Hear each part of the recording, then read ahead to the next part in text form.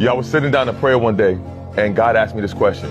He said, son, am I a part of your life, or am I at the center of your life? Now, I didn't even know how to answer this question. And then he continued on to go further and say, son, that when something's a part of something, it can only touch the things that are around it. But when something's at the center of it, it touches everything. There's nothing left untouched because everything flows through the center. And I had to sit back, I had to ask myself this honest question, like, Mike, I don't think God's at the center of your life at that time. And then he said, son, there's a lot of people who think that I'm at the center.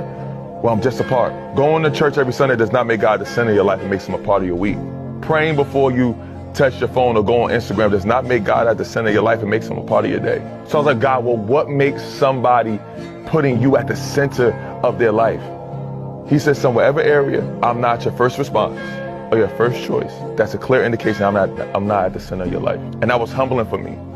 Because if we're being honest, God doesn't get our first response with our family, our finances, our business, our relationships, our career, our dreams. And here we are telling ourselves a lie every day that God's at the center of our life. And what humbled me was, he said, son, wherever you do not give me authority, you leave room for robbery. Remember, we have one adversary, that's the devil. His job is to steal, kill, and to destroy. And a lot of us are given space because we haven't given God place at the center. All right, y'all, listen up. If you do not have a purpose in your life, you will settle for life's empty pleasures. How have you made Jesus Christ the center of your life, not just a part of your life on Sundays? Tonight is Motivation Monday, baby. Right here at this table, we will be having an amazing Bible study talking about the cycles of life that take us out, that sweep you out from underneath your feet.